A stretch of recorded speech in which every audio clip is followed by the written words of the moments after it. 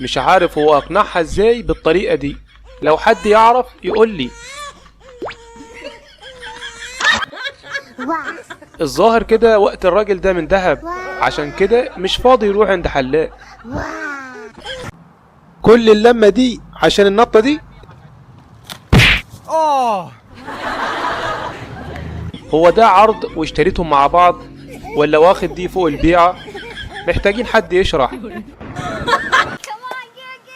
التشجيع الزيادة مضر برضو.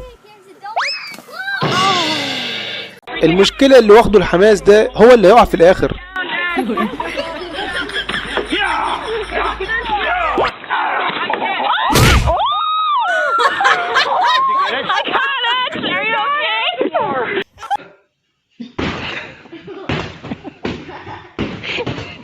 هو كان لازم يحصل كده.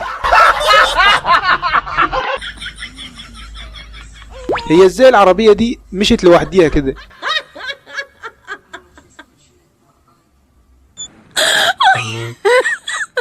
تخيلوا عمل كده.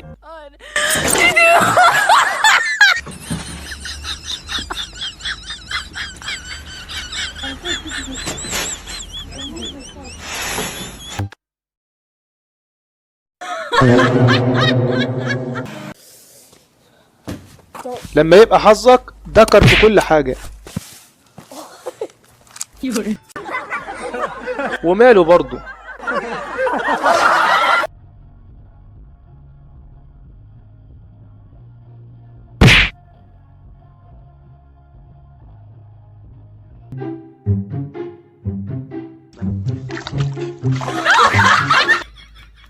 انت بتخوفني؟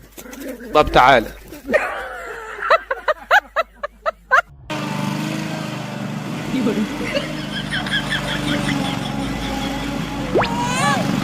هدي السرعة كفاية.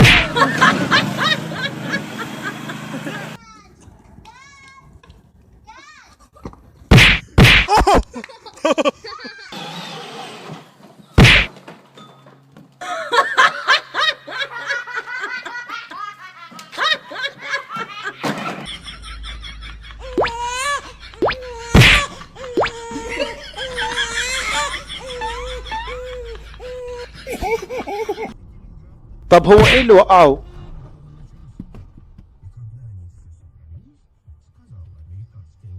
بس لحد هنا اتمنى لو عجبكم الفيديو ادعمونا بلايك واشتراك القناة. اشوفكم في فيديو جديد. السلام عليكم.